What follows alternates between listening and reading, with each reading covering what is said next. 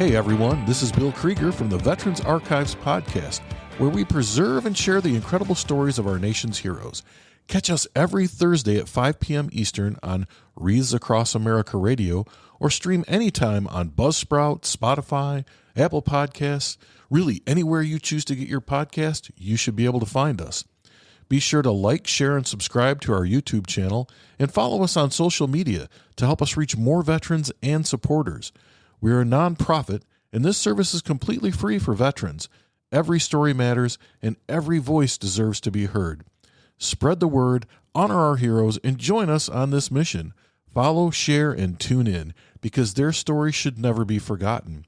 Learn more at veteransarchives.org. We'll see you there. Good morning. Today is Monday, March 3rd, 2025. We're talking with Robert Dolenz, who served in the United States Marine Corps. Good morning, Robert. Good morning. It's good to see you. It's good to see you too, sir. All right. Well, we're just going to start out with some easy questions, and maybe they'll get harder later on. We'll see what happens. Okay. When and where were you born? I was born in St. Louis, Missouri, and I was born 22 days after Pearl Harbor, December 29th, 1941. Really? Yes. That's an interesting time to be born. How was that for your family? My mother always said that she thought I was going to be born earlier than that, right after they announced war. And she said, I'm surprised I didn't have you around the 9th or the 10th. Oh, okay. And I hung on till the 29th. You're going to do it on your terms or not at all, right? Exactly right. Oh, that's great. Well, talk to me a little bit about what it was like growing up. What was your childhood like? What are some of your memories from childhood?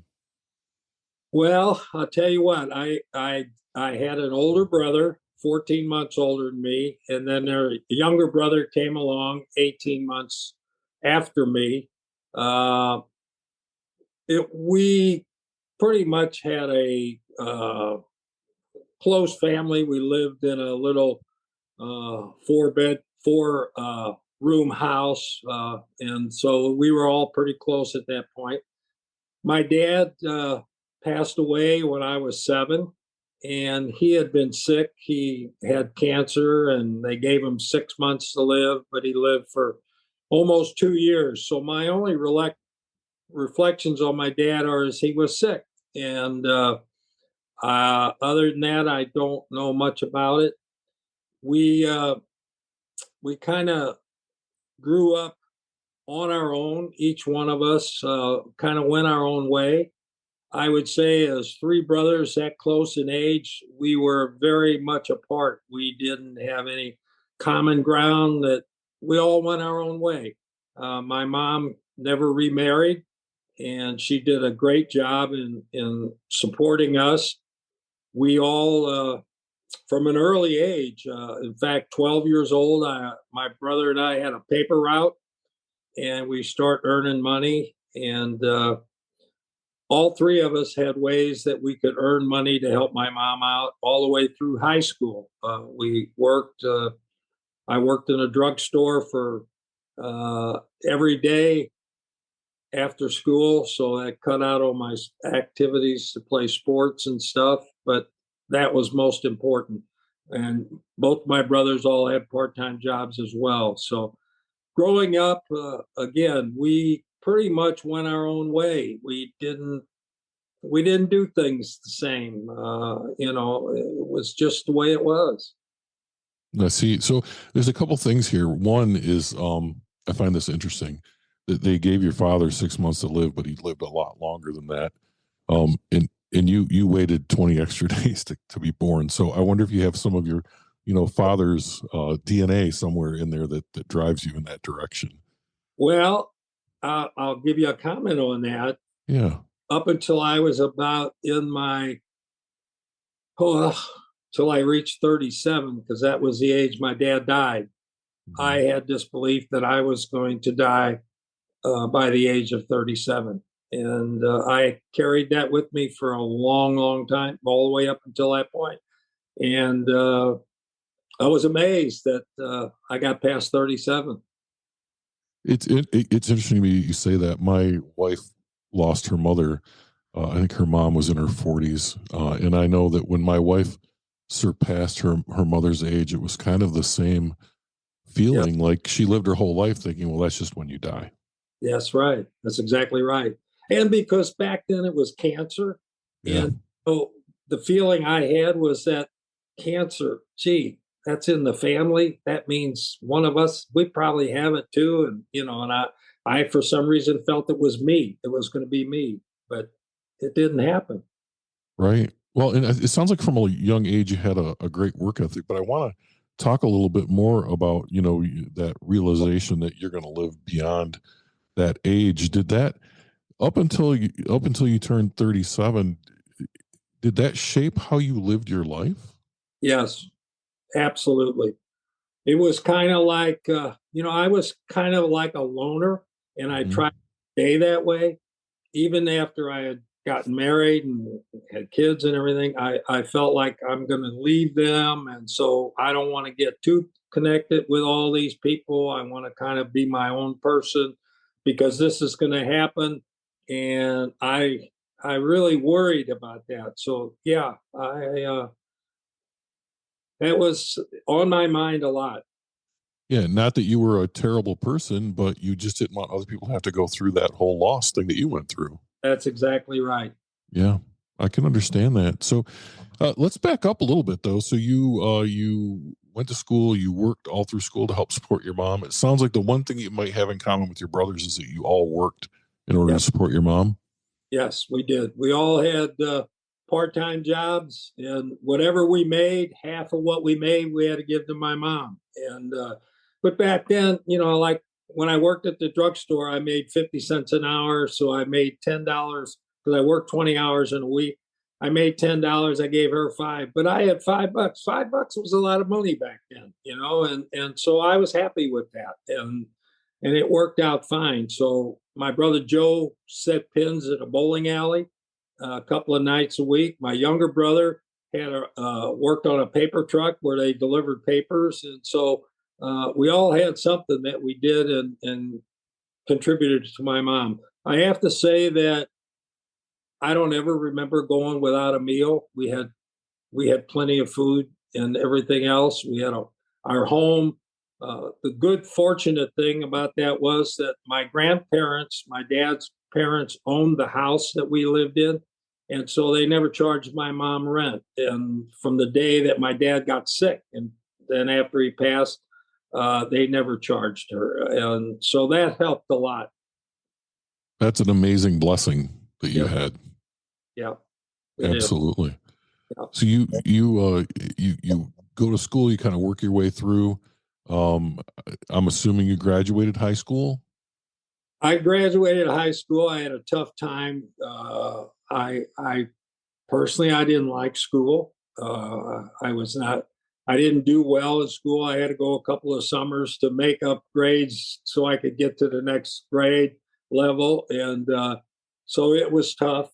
I had no intentions, even though the guy I worked for at the drugstore wanted me to go to college of pharmacy. He was going to make me a partner in the drugstore and everything else. We got very close, and but I told him there was no way. I didn't want to go to school anymore, so I didn't. So I got a full-time job after high school. Well, in the fact that he would want you to go to school and be a partner in his business says a lot for what kind of a person you must have been working there. He treated me like I was his son, like I Yeah. was. I mean, now uh, I really had a great relationship with him. Uh, it was just I enjoyed working there with him. I enjoyed.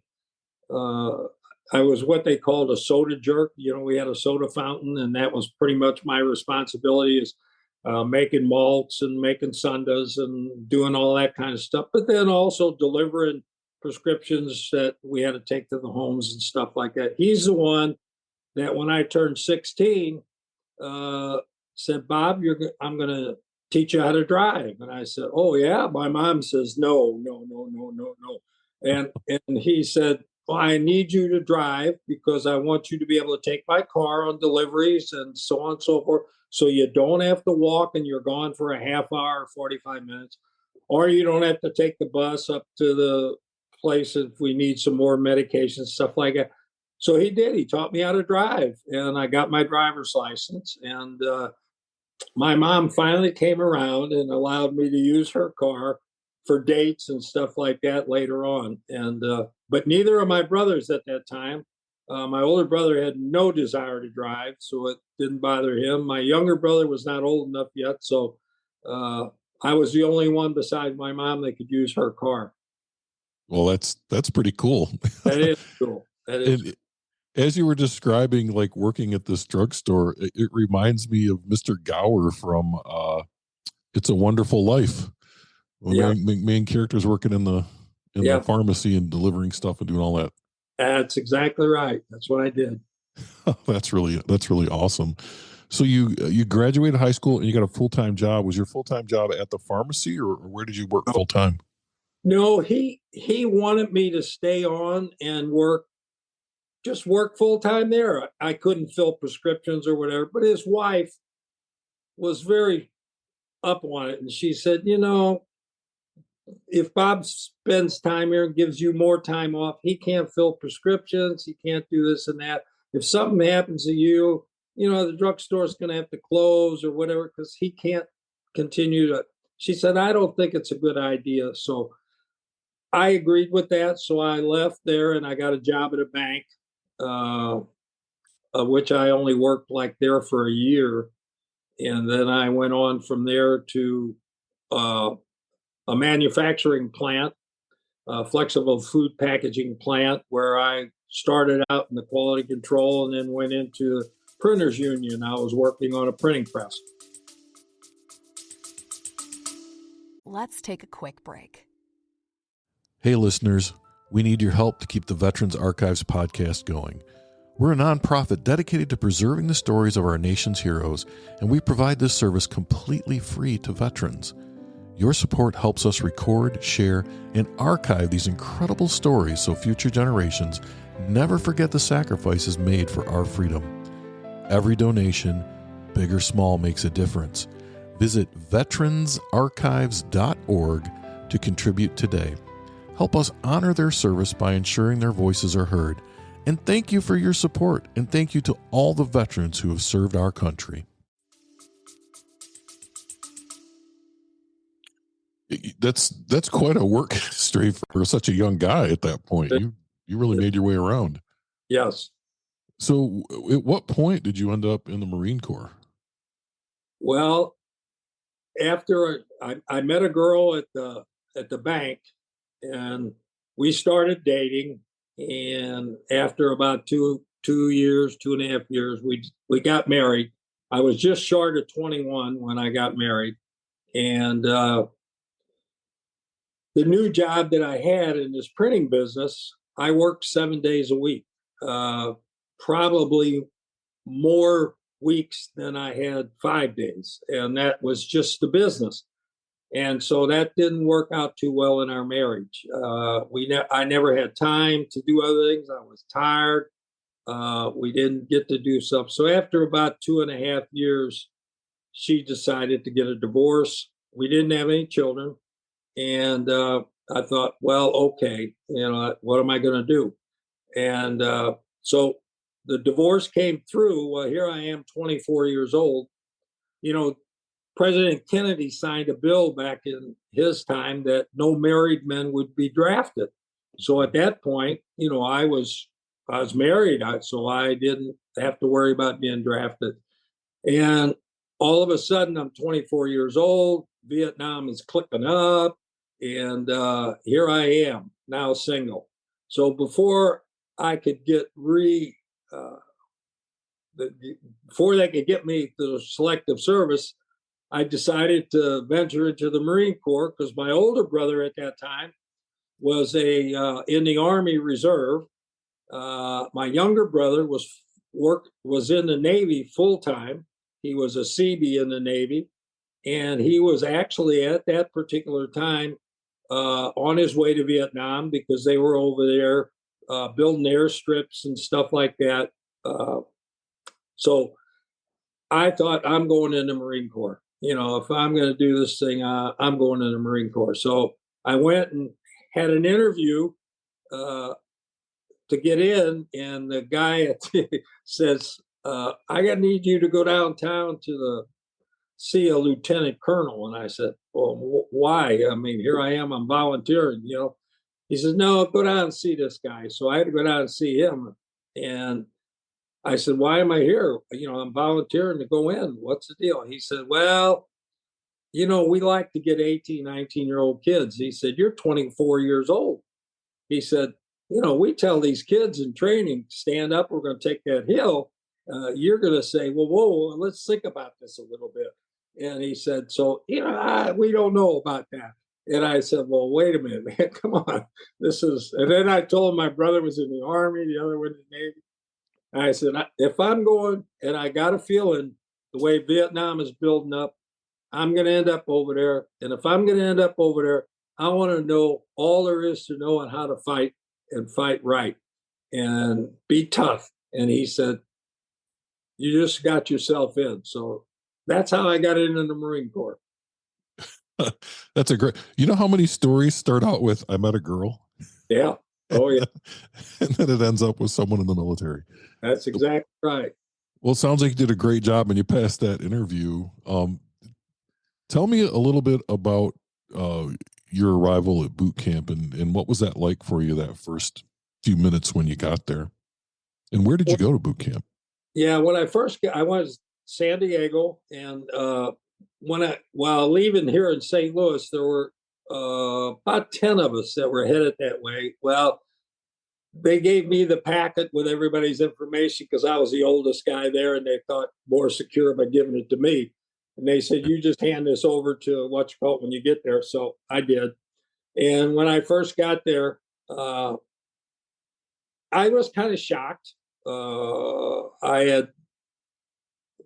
They were pretty tough on us, but I have to tell you this: being the age I was, uh, I could take things and laugh at it under and inside, where these Right. other guys couldn't, and they took it all personal. I didn't take anything personal. Okay, I knew this was part of the training.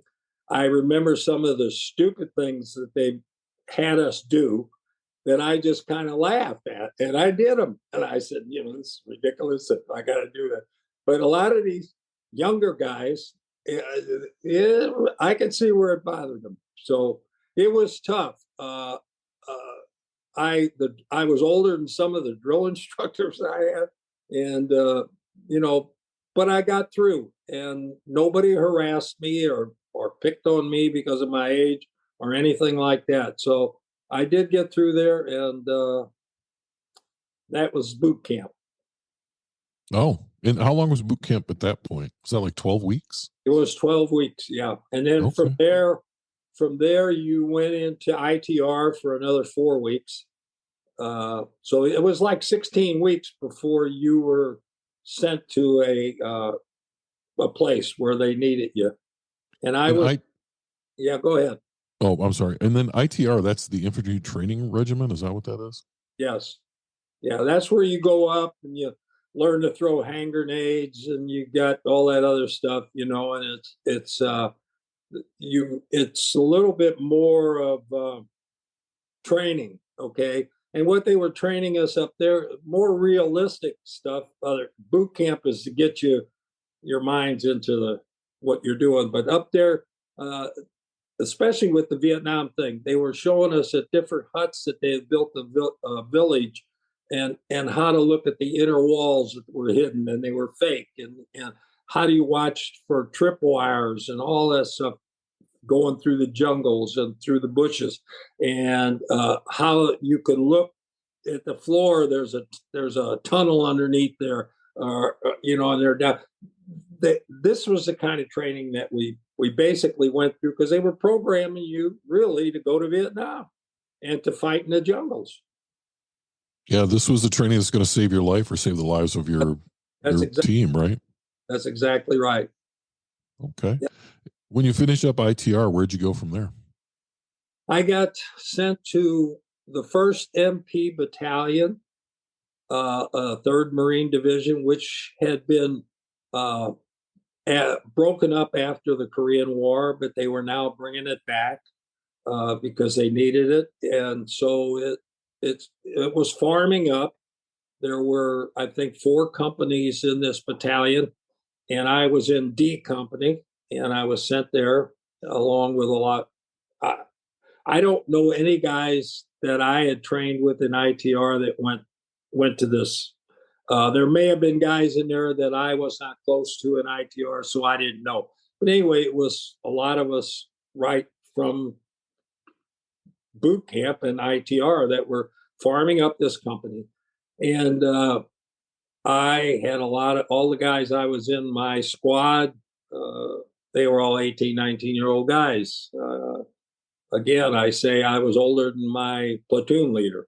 And so I got the nickname of Pappy, and that's what they called me. And it was very interesting because what we got as an MP battalion was a lot of prisoner of war training, how to handle prisoners of war, how to do guard duty, how to do traffic control. In fact, because I was 24 years old, I got to spend some time with the MPs at Camp Pendleton as they went into town and went around to the different locations. Because I was old enough to go in those locations, and most of the other guys weren't. And so I got a lot of training in that as well. But that's what it was. The main thing again was we got a lot of training as far as going on patrols, sitting in ambushes, doing all that, along with the MP type training, which I don't know, there was some class I got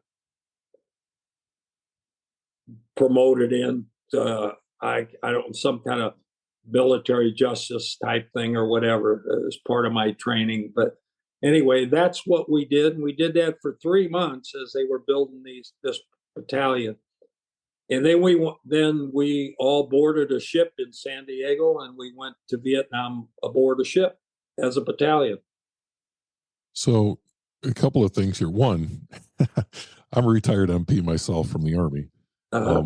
I want to share with you a little story. So, I don't know how it was back then, but currently, the Marine Corps does not have its own MP school, so they go to school with the Army. And I went to officer basic course down in Fort Leonard Wood, Missouri. Okay. And so I'd gone to OCS, and I was going to officer basic as an MP, and we were training with the Marine Corps. And I was old. I had gone to OCS at like 38. So I get to my officer basic course at like 40 years old. And everyone there is like young, very young. Well, we're doing ground fighting, and they pair me up with this young Marine. I can't remember his name, but he was like, he had muscles on his muscles, and he could move, and he was nimble. And they put us together for ground fighting, and we're fighting, and I'm getting the best of this guy. I don't know how. Yeah. But I'm whooping him. And I'm like, I don't know how I'm doing this, but I'm doing it. This guy looks up at me and licks the side of my face. And it threw me off so bad that he kicked my butt after that. Like I was done. It was the trickiest thing I've ever seen. And I thought, wow, that's not very nice. But anyway, that was my experience with with MPs in training. And he and I were good friends after that. I mean, it wasn't a big deal, but I just remember that little trick. Like, you don't fight fair. Like, you do whatever you do to throw your opponent off. And that's what I learned from that little incident there. But anyway. Well, we learned that kind of maneuvers and stuff like that in ITR, and we had our hand-to-hand stuff like that. And it was not, don't play fair. I mean, if you're going to get into a fight, you're going to win. You want to win. You don't want to lose. So do whatever you got to do to do it. And I mean, so much as to where they showed you how you could grab a guy and pull his eye out and tear his ear off or something like that. I mean, that's what they taught you. And they said, if you're going to get into hand-to-hand, you need to be able to do that. So Oh yeah, hit them with a brick, throw sand in their eye, lick their face, whatever you got to do. But so I want to like the sequencing of this is really interesting to me. So you go to basic training, you go to ITR, you go. They set up this MP battalion, and then you get on a boat and go right to Vietnam. Yeah. Now you have an advantage in that you've lived some life between graduation from high school and this trip to Vietnam. You're with a bunch of kids who are literally a bunch of kids. Yeah. Yeah. So tell me about this. What was this like? Well, I could tell you about this and I'll start out by telling you that three of my best friends didn't come home. Two 18-year-olds, well, 19 at that point, and one 21. Very close friends of mine. But I didn't know till a couple of years after I got home that they didn't make it home. And I thought to myself, and I've been feel bad about this. I was 26 when I came home. They didn't come home. I had been married. I had lived on my own. I had all this. They came two of them came right out of high school. The other one had 1 year or 2 years where he lived on his own. And, that bothered me. Yeah. Now, what you're saying about on that ship, it took us 20 days to get over there by ship. Okay. A lot of different experiences on there. Of course, being a Marine, we had rifle inspections on the deck. We had other classes we had to go to. I mean, they didn't let you just sit around and do nothing and like you were on a cruise. It was pretty tough. The night we sat out in the Da Nang harbor before we were scheduled to go ashore, we all gathered up on the deck, and you could see off into the distance all of the gunfire from the helicopters, because every fourth round was a tracer round, so it looked like a red line. You could hear it going on. You could see it. And here you are up there. I was scared. They were all scared. We didn't know what tomorrow was going to bring. So that was a tough time. And I had to talk to a couple of these buddies of mine and kind of say, okay, guys, it looks like that, but we're ready for this. We can handle it. Let's do it and everything. So the next day we get up and we put on our uniforms and we were issued M14s back in the States. So that was my weapon I carried everywhere I went. So we're lining up to get off the ship, and we're not at a dock. We're Marines, so we crawl down the side of the nets and we get on these little boats that are going to take you up and hit the beach. So they come around and they issue us 20 rounds. 20. We have 4 magazines for our M14, which carry 20 rounds each. Well, they give us 20 rounds. We're all looking at each other saying, what? You're only giving me 20 rounds. We're going to hit the beach. Well, we climb down, we get on the boats, we're headed in there, and we hit the beach, and man, the door goes down, we're all running off, and our platoon commander gets about 10 yards off, and he turns around, and he says, "Halt, just stay there, right there, hold up, line up." We're thinking, are you kidding me? We're hitting the beach. All we have is jungle in front of us. We had no idea what was going on. And so he says, all right, line up. We said, line up. Come on, buddy. But we did. Right on the other side of all this jungle is a road, and they have all these what we call cattle cars, which were the buses. And we all load on these buses. Well, none of us ever even dreamt that that's what was going to happen. So then what they were doing is taking us to this staging area so we could get climatized for being in Vietnam. So we spent 3 days there. And it was 125 degrees the day we landed in Vietnam. And now 125 over there was not the same as 125 back here. But, it was hot, and we had all this stuff and everything else. So we got to have 3 days of kind of getting used to the climate. Uh, Also finding out exactly what we were going to be doing and where we were going and so on and so forth. So uh, that was a situation in itself. And then one night I grew. Of course, we were in a secure area, but we still had guard duty and we had guard patrol. So I got guard duty just one night, and I'm thinking to myself, "Oh my gosh, man, I'm out here. This is not. There's no fences. This is not confined." And I got to walk from this about 50 yards, turn around, come back, 50 yards, turn around, go back. And I'm walking back and forth, and I'm thinking, holy cow, somebody could jump out. What am I going to do? Well, the thing of it is, as you were told, halt, who goes there? And before you start shooting. And well, the sergeant of the guard happened to come through, and I hollered at him, and he said, "It's da-da-da-da, sergeant of the guard." And I thought, okay. Anyway, I had to go to the bathroom so bad. And I thought to myself, man, what am I going to do? So, I just had to go so bad. And I knew I was going to be walking here for at least 2 hours. So I jumped into the weeds, went to the bathroom, got up, came back. I thought, man, I got to do it.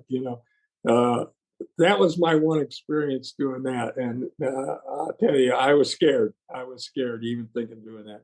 So anyway, there's where we're at up to that point. Yeah, so everything's happening pretty fast for you. It's happening fast. So what ends up, like, what's your mission then when you get over there? Like, Okay, our mission was we were on the air base, the dang air base.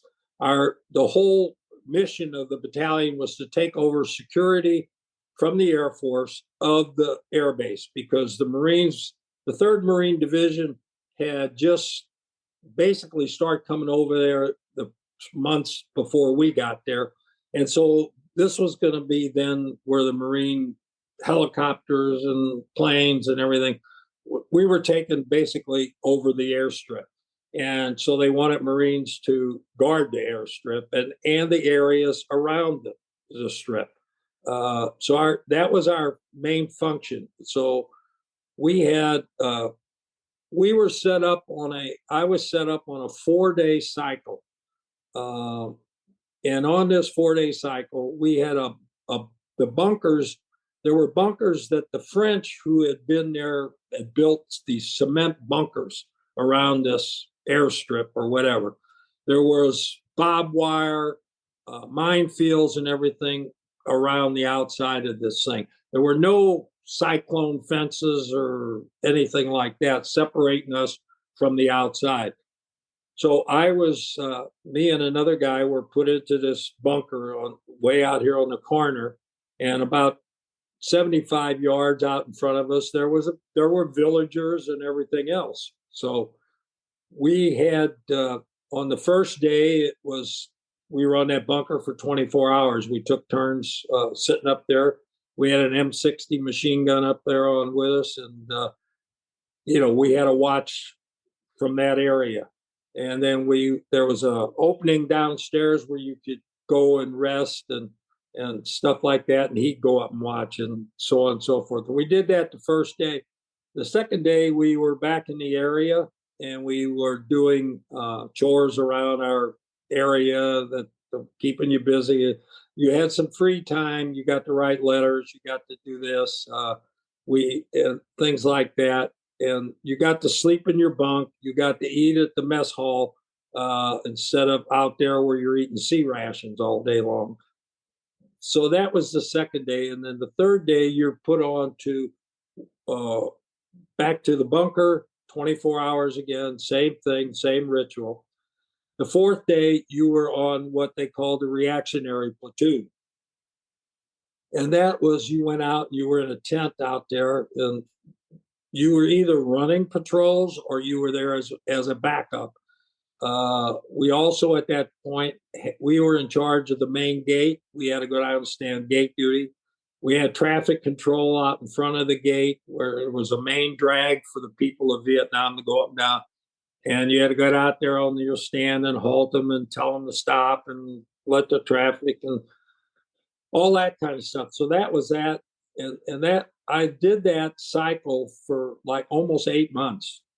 And that was my life for basically 8 months. Now in that 8 months, a lot of guys were transferred out of there to different companies, different areas, different stuff like that. It was a lot of movement. To be totally, I was the only one in the battalion that went over and left Vietnam as the only one still left in that battalion. Everybody else had been transferred out. Now, why I stayed there, why I never got transferred, I don't know. I have no idea. But I left as a member of the 1st MP Battalion when I came home. Now, in the last 4 months that I was there, I had been promoted to corporal. And so the first sergeant wanted somebody to head up rebuilding our area. Because when we got there for all these months, we had these canvas roof covers on our huts, and they were not screened in. And I mean, we didn't have a lot of goodies to work with.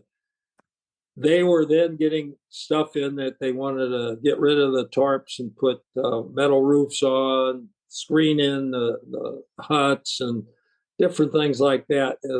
And I guess from the work parties I had worked on before, he thought I could handle this pretty well. So that's what I did for the last 4 months. I stayed in the area. Main function, we built a new company office, company barracks for him, for our company commander, built a barber shop and a laundry thing for the Vietnamese people that came in, built a club in there so the guys had a place to go and write letters and relax when they were back in here, different things like that. So I did that the last 4 months I was there. Didn't have to run any more patrols or guard duty or anything like that. So it was what it was. And I'll tell you one last thing about this. I was always ready, but I never fired a round. I never had to use my weapon. And I thank God that I never had to shoot anybody or shoot at anybody. That was amazing. Now, was I prepared? If I needed to, I was well prepared, but I never had to. And I could tell you some stories about the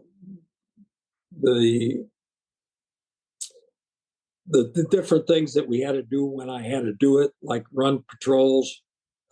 We couldn't put any rounds in our chamber when we left the perimeter. We couldn't. They told you not to do that. When we set up in ambushes, we had to use that term. Halt who goes there. The element of surprise, forget it. You can't do that. Our hands were tied. Now, I have to be honest with you. When I was a patrol leader and I hit that gate and we were going out, as a patrol leader, we carried a shotgun. So I had a shotgun because of the close terrain and stuff. It was better than firing your M14. I would take that thing and go, and I could hear my guys doing what they had to now. So we did what we had to do. It was very, very hard because what we had been trained to do and how we had been trained to handle it, we are now saying, you can't do that. You can't do that. So that was so hard at the time. Yeah, you know what? I think that's something that transcends generations, is the rules of engagement, and how sometimes they can really hamstring you in doing what you need to do. Right. Oh, absolutely. Yeah. Yeah. So you were in Vietnam for just a year then, for a whole 12-month tour. Full tour, 12 months. Yeah. And what year was that? I went in the Marine Corps in 1965. So I went into Vietnam in 67 and came home in 60. I went in Vietnam 66, came home in 67. Okay. Was there anybody back home that you were writing to? Uh, the only person probably was my mom. I have I smoke cigars. I have smoked cigars all my life. I was one of those kids that never smoked cigarettes. But when I got a nickel, I could go buy a cigar for a nickel, and I smoked cigars when I was probably 13, 14 years old. And I am. So my mom had me a box of cigars shipped, mailing to me about every week. And of course, she never got the mail on time. So it might be 3 weeks before I got 3 boxes. But she was my main contact. Yeah, I wrote to uh, I had a cousin, a girl cousin. We only had one girl cousin. We had 12 boys and only one girl cousin. And That's a lot of boys. yeah, she was a nurse, and so studying to be a nurse, and she would write me, and so I would write her back. But other than that, no. I wrote my ex mother-in-law, I think, a couple of times, just asking how my ex-wife was doing, and she might have answered me once or twice, but then it stopped. So I stopped that. But basically, my mom was my only contact back here. So, what was it like coming home, and then how much longer did you serve in the Marine Corps after your tour? Well, coming home was different.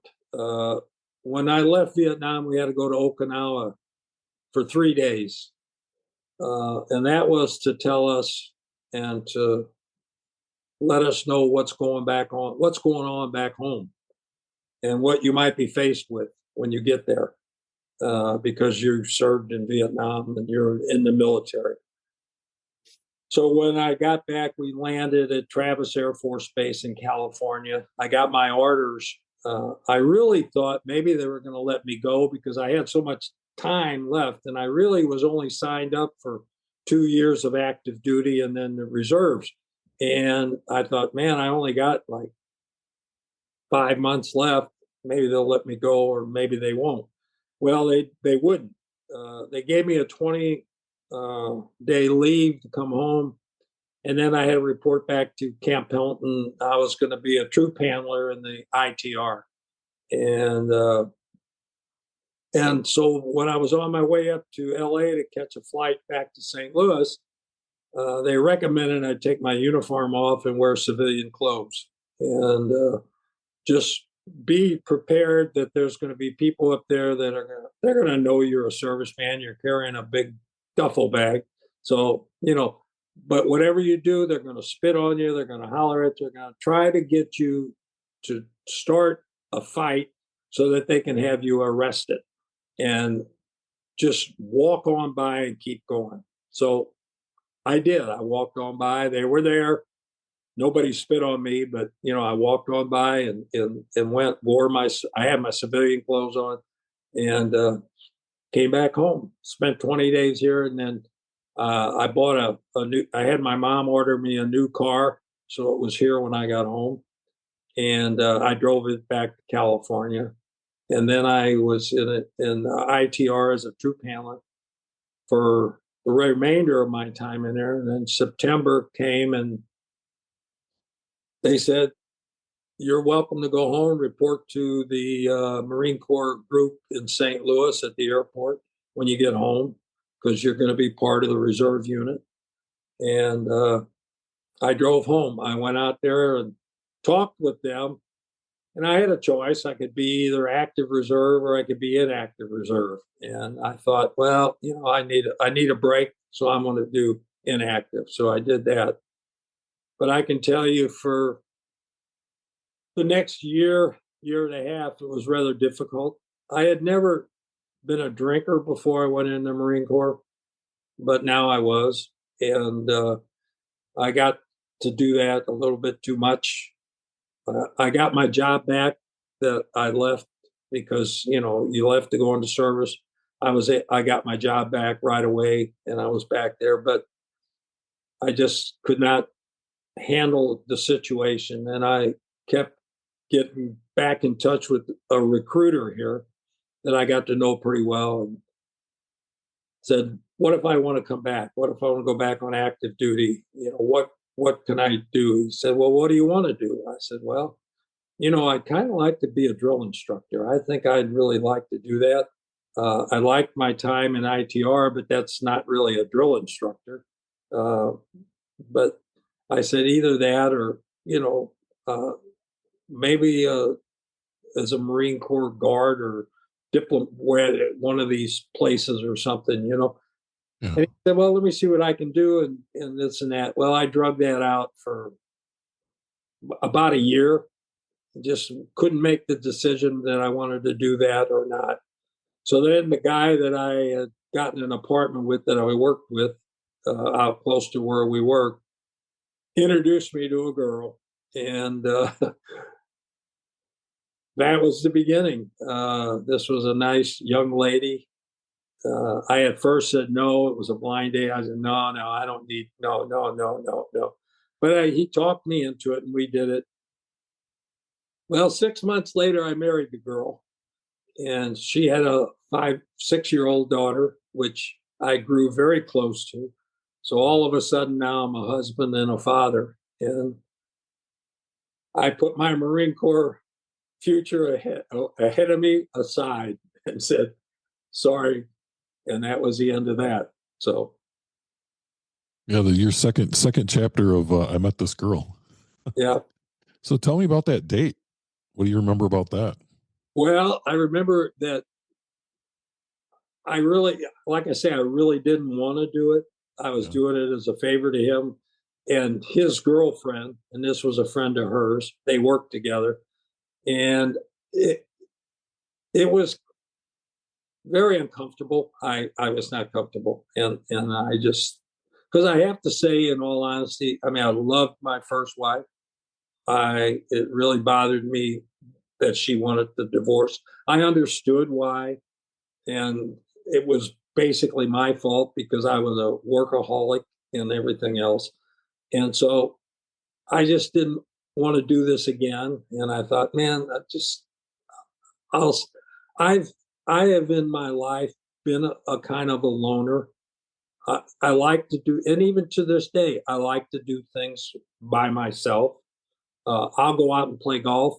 A lot of times I like to just play by myself. And when I work around the house and do things out here, I like that alone time. And so that's been part of me all my life. And so I was enjoying my alone time. And here I am letting somebody come back into my life. And we just hit. I kind of felt sorry for her. She was divorced, working, had this 6-year-old little girl. And as I got to know her a little bit, that she didn't have a lot. And so in a way, I felt sorry for her and for the little kid, but I grew close to him. And I said, hey, I really believe that neither one of us loved each other when we got married, but there was a need. I had a need and she had a need. And I think that's what drew us together. And I can tell you, we've been married 56 years. We grew and grew. We had difficulties like everybody probably does, but we made it. We've had 2 other girls, the 2 of us. So we've 3 girls now, and life was different. Okay. Yeah. Yeah. So I'm just trying to wrap my head around this because I think everything kind of happens for a reason, even though you didn't want to go. It was where you needed to be and when you needed to be there.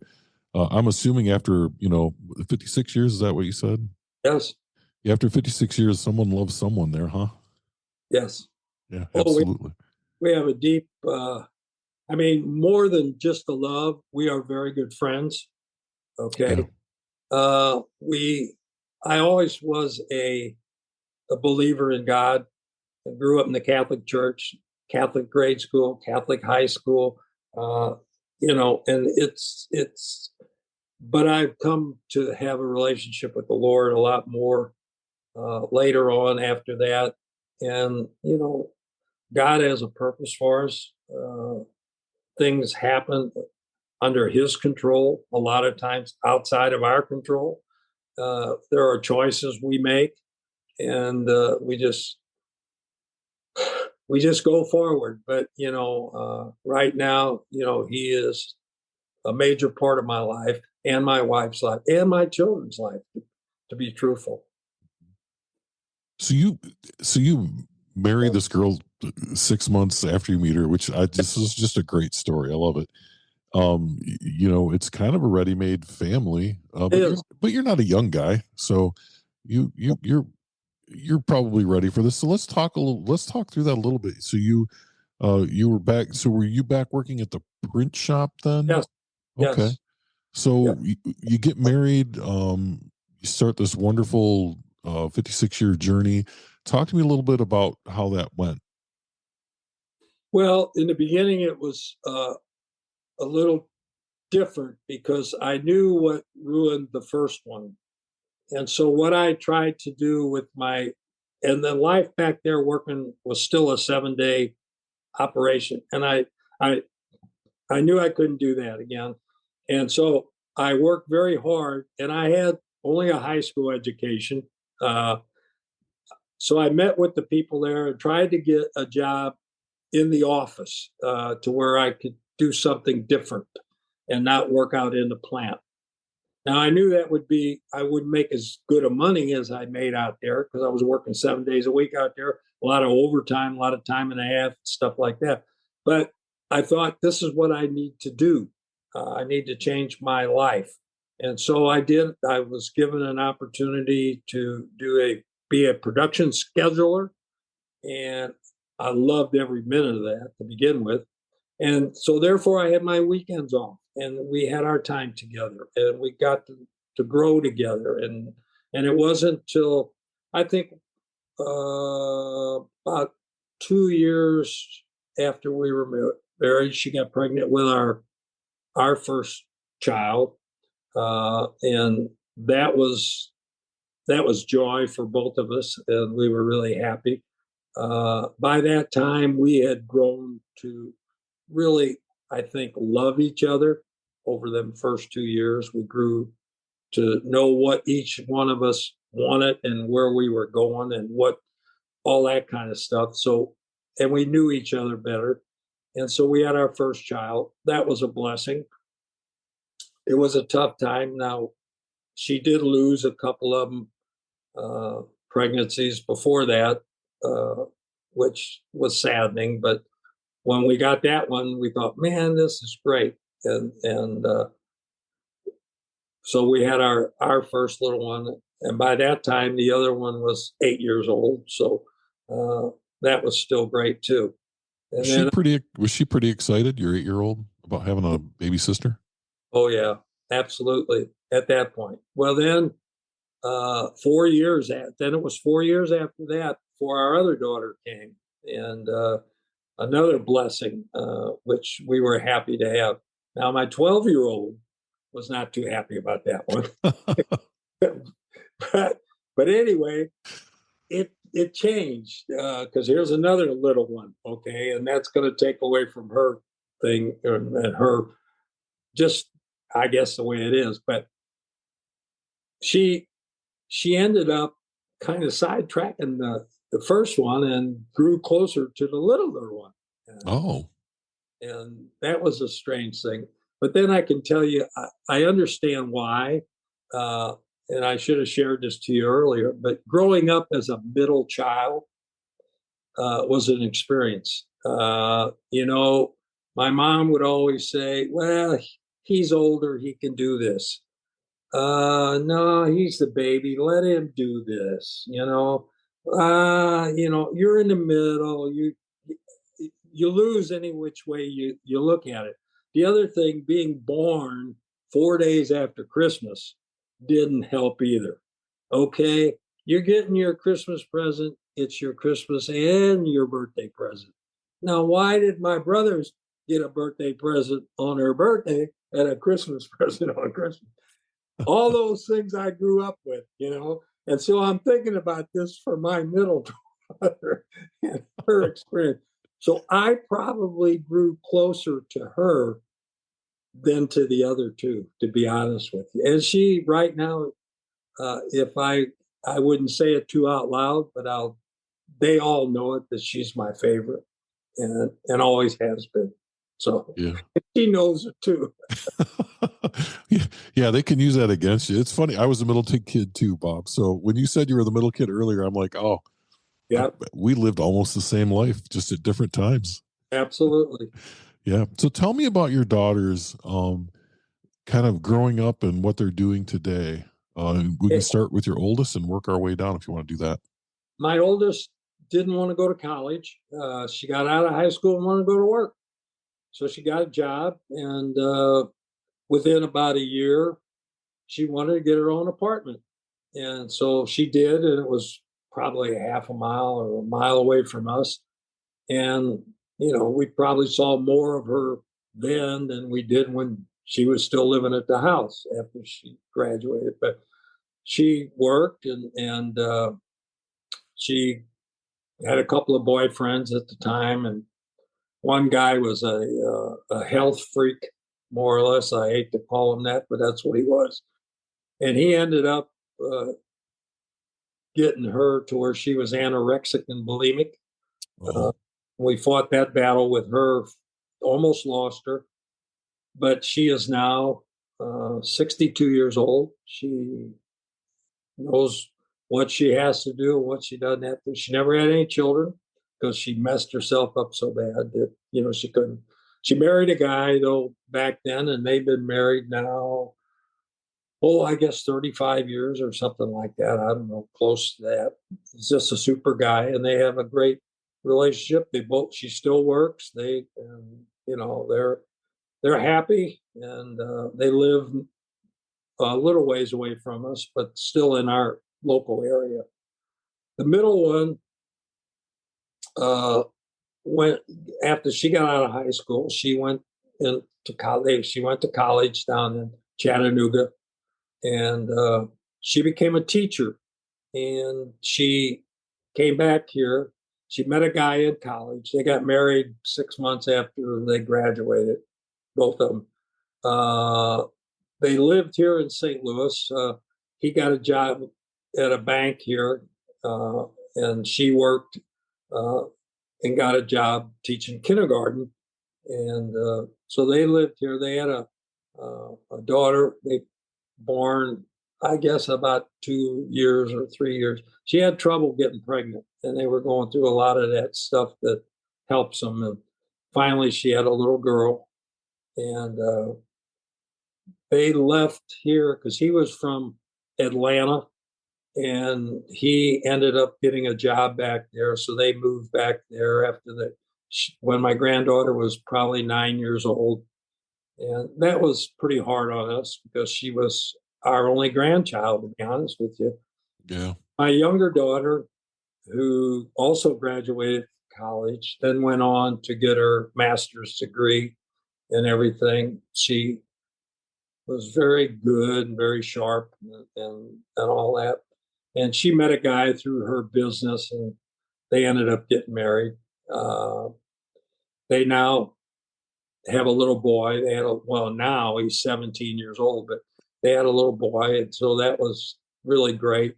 We got to take that little boy and watch him a lot because, they both worked and we lived pretty close to them. So we had him here a lot. So uh, it was that happens. And so they're all three still married. They have great guys. We only have two grandkids. My granddaughter, just to update you on her, she just ran in the Atlanta uh, half marathon and took second place. She ran for the United States in a cross country over in Serbia a couple of months ago. She's a professional runner. She's Wow. 27 years old. She lives in Indianapolis. My grandson is a junior in high school.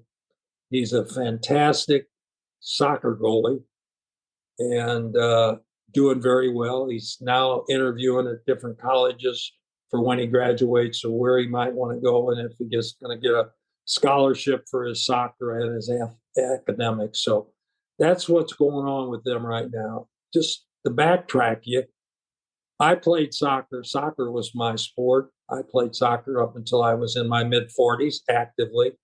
Uh, I played on all of the top teams in St. Louis at the time. I traveled, played in Chicago, played in Detroit, and played in a couple of all-star games. Soccer was my thing. So when I got this little boy, first thing I did is I built a soccer wall in my basement to teach him how to kick soccer balls. But little did I know that he'd end up being a goalie. I thought he was going to be a guy out on the field. So anyway, that's kind of what happened with them. They are my youngest daughter and my oldest daughter still live in the area, and the other ones live in Atlanta. So you, what an amazing family. You have your kids are successful and happy. You have great grandkids. yes, You can't really ask for much more than that in life. And I'm gonna just make the assumption you're pretty proud of your kids and where they're at. we are absolutely. And the one thing that we both feel is we never want to put a burden on our kids. Okay, we never had. And I probably should have shared this earlier. From the day we had these kids, they were everything to us. There wasn't anything that we didn't do that they weren't part of. We never took a vacation or just the two of us or got away. Everything we did involved our kids, and it has always been that way. And to this day, they are still the biggest part of our lives outside of the two of us. That's incredible. I think that's the way it should be. Yeah. I want to backtrack a little bit though, and just a couple of things. One, you had said that you had started drinking a little bit when you got back. Yes. And I'm just guessing that was probably a result of your time in on your deployment in country, because even though you never fired your weapon, it's 24/7, Yes. 365 over there that you're on alert. And when you come home, it's hard. Like Yeah. I tell people, the only thing more difficult than actually going into battle is coming home. It is. You're right. That's exactly right. I don't know. After I got home, I really struggled, and of course, it was when we were over there, for some reason we had a first sergeant that could get a lot of beer from wherever he got the beer. I don't know, but we had a limit of 2 beers per person is what it was basically in our area. So when you're on a 4-day cycle, you're only there one day, so you got 8 beers when you're there, because the other guys are gone, so you're getting theirs. Anyway, I started drinking beer, and I really never liked it before that, but I did. So then when I came home, I kind of transferred from beer to bourbon, and my buddy and I that had that apartment, we traveled in our car with a bottle of bourbon and a bottle of water and a bag of ice cubes, because we always said, is this a 2-drink drive or a 3-drink drive? And you know what? Back then, would I do that today? No. Back then, thank God we didn't get pulled over or we didn't have an accident or whatever, but we never, that's just what we did. And I would go and meet with my guys that I played soccer with, and after we practiced, we go to the tavern. And, it's the way it was. Mm-hmm. Now that changed when I got married. I backed off. I slowed down. My wife and I might have an occasional drink, but it really backed down. Then I got to a point later on when I was, I don't know, I got a little higher up in business and got involved in different things and so forth. my next door neighbor, who are very good friends of ours, him and I would meet out under our carport at night and have a couple of beers and talk and go late in the night and stuff like that. And that started to get out of hand, and our wives kind of put an end to that pretty quick. So, but today, do I have a glass of wine occasionally? Yes. Uh, Last night I had a beer because I like beer with my pizza, but I had one beer. It's a whole different ball game today. Yeah, I can see that. And I think, at least for me, two things. One, a good woman and the good Lord will help keep you on the right path, I think. Amen to that. I go to Bible study uh, every Monday night. In fact, I got to go tonight, and with a group of guys that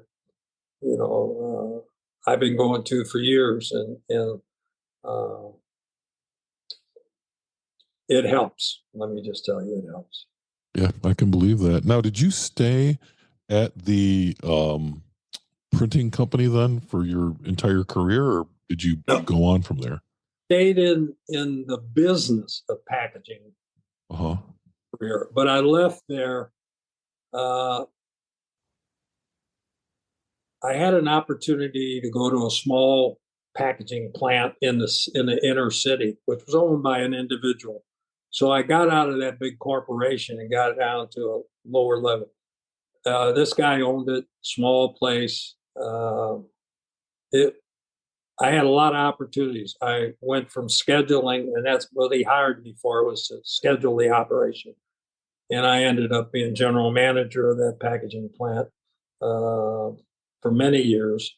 And he sold it to a British company, which had a plant here, a plant in Florida, and a plant in Boyertown, Pennsylvania.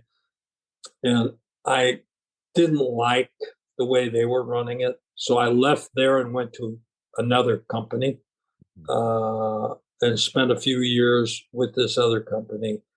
Then, actually, the company I originally worked for called and wanted me to come back as purchasing manager.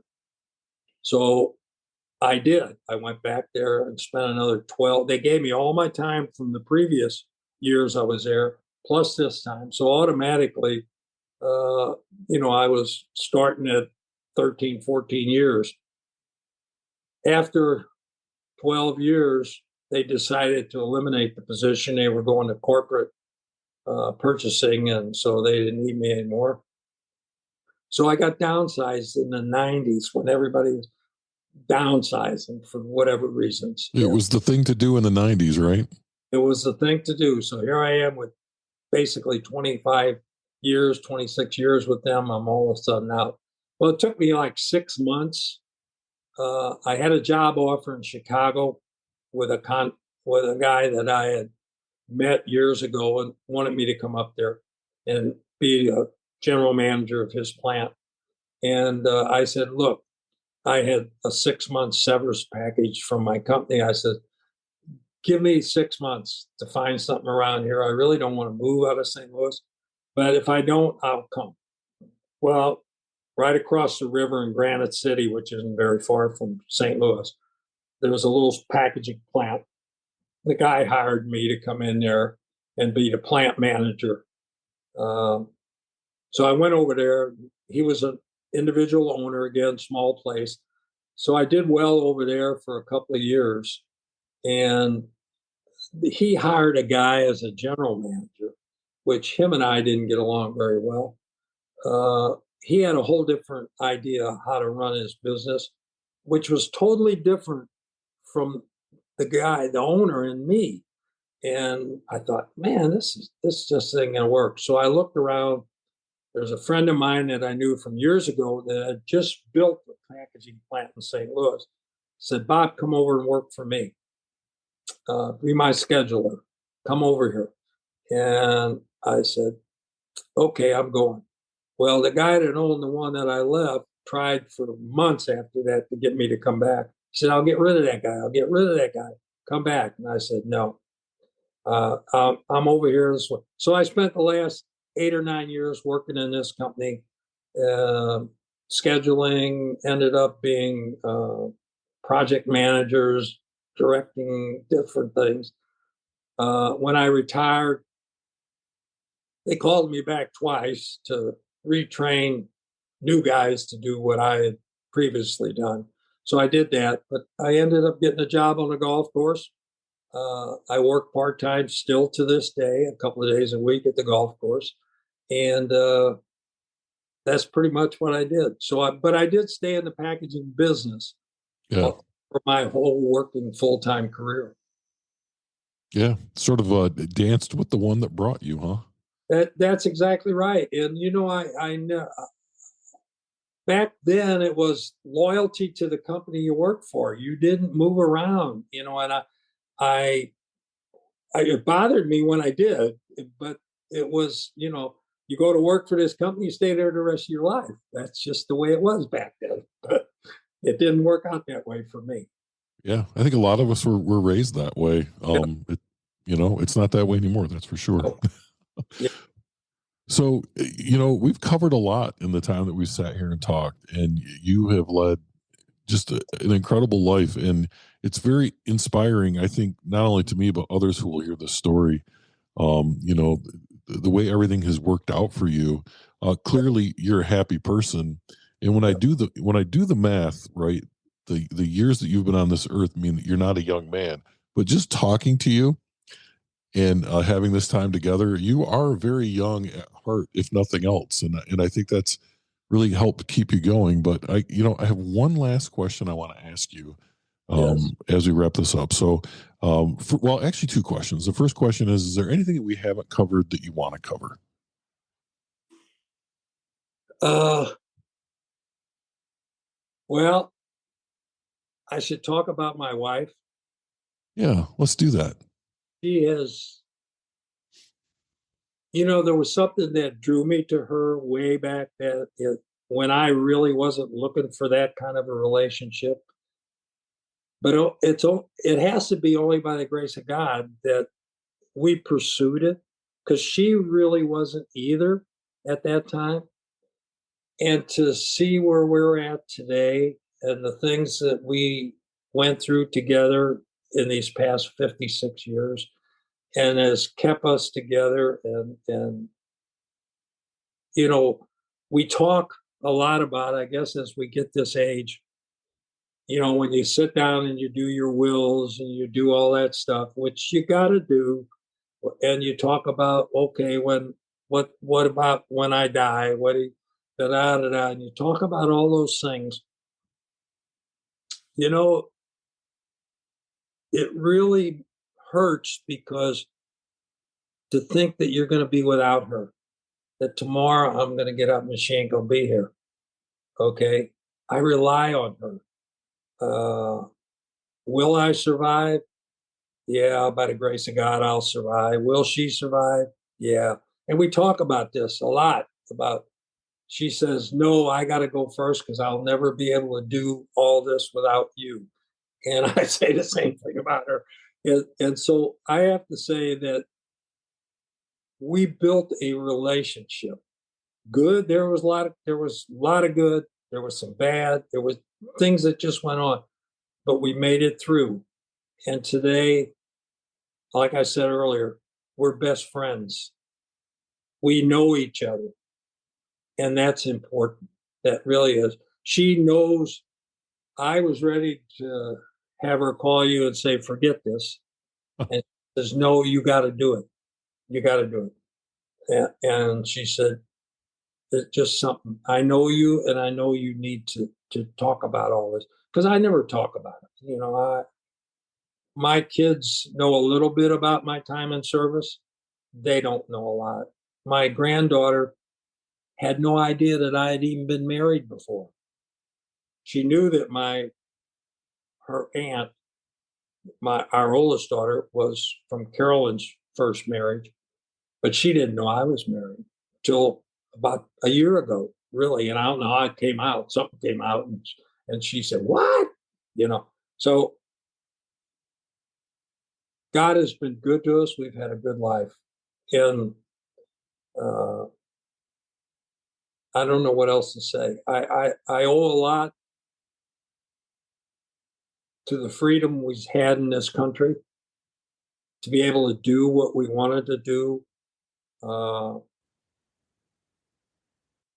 I really loved my time in the Marine Corps. I think it helped me to grow more as an adult, as a father, as a husband, and a love for the country. And I would like, I know today it isn't like it was back then, where a lot of people went into the military and it was good for them and it changed their lives. Today, I wish some of them would have to go into the military to see and experience that. It's a camaraderie with the guys you're with and everything else, and just the love of the country. So anyway. Yeah. Well, thanks for sharing that with me. The couple of things come to mind. One is that God's timing is not our timing. Exactly. Right. You might not think you're ready for something, but it's all God's timing. Yep. Amen. Yeah. And, so the last question I have for you is this. Someone will listen to this sometime long after you and I are gone. And I just want to know, what would you like people to take away from this conversation and really take away from your life? Like, what message would you like to leave for people? I thought about that because I saw that as one of your questions. And the first thing that jumped into my head is the Marine Corps motto: always faithful. I think that's what you have to do. You have to be always faithful to your God, to your family, to your country, and to everything that goes on. I mean, that's it. Be open, be honest, be truthful. Accept these things that come along. Take time. Don't jump at things. Take time. Think about them.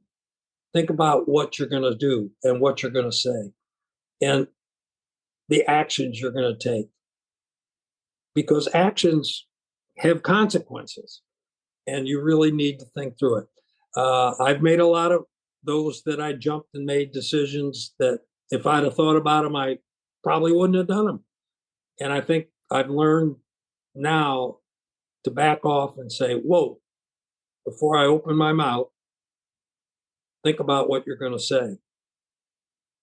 And that's pretty much it. That Marine Corps model, Semper Fi, it just rings in my head all the time. Be faithful, always. So if they take that away from all this, if that even comes out in all this, I hope so. All right. Well, thank you for that. Welcome home, Semper Fi, and thank you for not canceling this conversation today. Yeah, well, thank my wife for that. I will. That's a wrap for this episode of the Veterans Archives podcast. We truly appreciate you taking the time to listen and honor the incredible stories of our nation's heroes. Don't forget, you can catch us every Thursday at 5 p.m. Eastern on Wreaths Across America Radio, or stream past episodes anytime on Buzzsprout, Spotify, Apple Podcasts, and as I've said before, any place you can find a podcast, you can find the Veterans Archives podcast. If you enjoyed this episode, please take a moment to like, subscribe, and share our content on YouTube and Facebook and TikTok and Instagram and across all social media. Every share helps us reach more people and preserve more stories. The Veterans Archives podcast is a nonprofit initiative, and our mission is simple: to give veterans a voice and ensure their stories are never forgotten. This service is completely free for veterans because their sacrifices deserve to be recognized and remembered. You want to help? Follow us, spread the word, and if you know a veteran with a story to tell, send them our way. Visit us at veteransarchives.org to learn more about how you can get involved. Thanks again for tuning in, and most importantly, thank you to all the veterans and their families for their service and sacrifice. Until next time, take care, and we will see you on the next episode of the Veterans Archives Podcast.